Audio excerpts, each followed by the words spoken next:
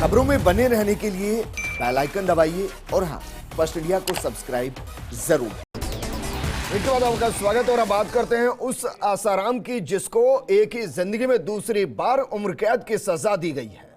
पहले राजस्थान कोर्ट ने उम्र कैद की सजा सुनाई और आज गांधीनगर कोर्ट ने उम्र कैद की सजा सुनाई। दुष्कर्म के केस में आसाराम को आजीवन कारावास की सजा सुनाई गई है। कल कोर्ट ने आसाराम को दोषी ठहराया था। अभी जोधपुर जेल में आसाराम बंद है और ये 2001 से 2006 के बीच दुष्कर्म का मामला 2013 में मामला दर्ज हुआ और उसके बाद से आसाराम पर शिकंजा कसता रहा। शिकंजा इतना मजबूत होता चला गया कि आसाराम जेल से बाहर आने के लिए गिड़गिड़ाता रहा, लेकिन उसकी जमानत हर बार खारिज हुई और अब एक बार फिर से आसाराम को उम्र कैद की सजा सुना दी गई है।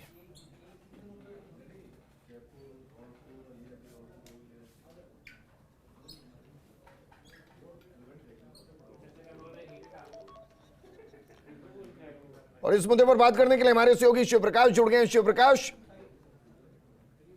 जिस तरीके से एक बार फिर से आसाराम को उम्र कैद की सजा सुनाई गई, एक जिंदगी में दूसरी बार उम्र कैद की सजा, आप इस वक्त कहां मौजूद?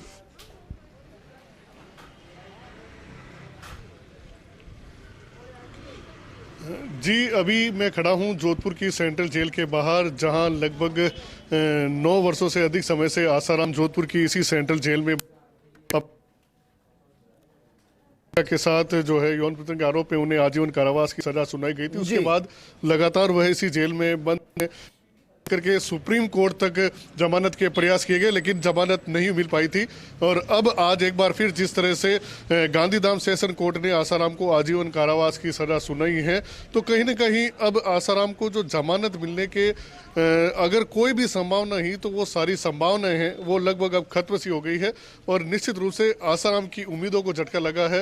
हो सकता है आसाराम के जो समर्थक है उनमें भी कहीं न कहीं निराशा का माहौल होगा, लेकिन यहाँ अगर माना जाए कि जिस तरह से पीड़िता ने अपनी आप बीती बताई, जिस तरह से उसने बयान दिए, चाहे वह जोधपुर की मामले की बात हो, चाहे वो गुजरात के मामले की बात हो, उन्होंने जिस मजबूती के साथ अपना पक्ष रखा, तो कहीं न कहीं ऐसे मामले में अगर दोषियों को सजा सुनाई जाती है तो एक कानून पर लोगों का विश्वास है वो बना रहता है। और यही आज ऐसा माना जा रहा है। जिस तरह से कोर्ट ने फैसला दिया है तो सत्य की जीत हुई। अब देखना होगा कि आसाराम के अधिवक्ता किस तरह से अपना अगला रुख रखते हैं।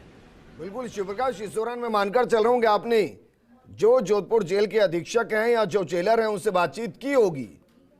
उन्होंने क्या कहा? यहीं पर रहने वाले हैं या कोई ऐसा प्रावधान है कि अगर गांधीनगर जेल चाहे कि अब आसाराम की बाकी जिंदगी वहां बीते तो फिर वहां ट्रांसफर किया जा सकता है?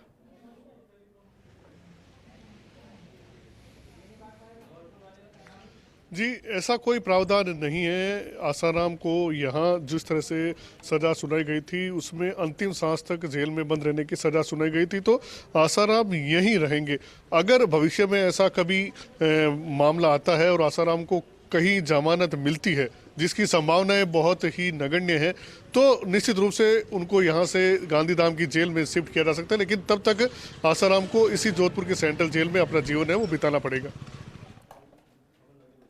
शिवप्रकाश, यहां पर वो जो वकील जो आसाराम का केस लड़ रहा था, क्या उससे बातचीत हुई?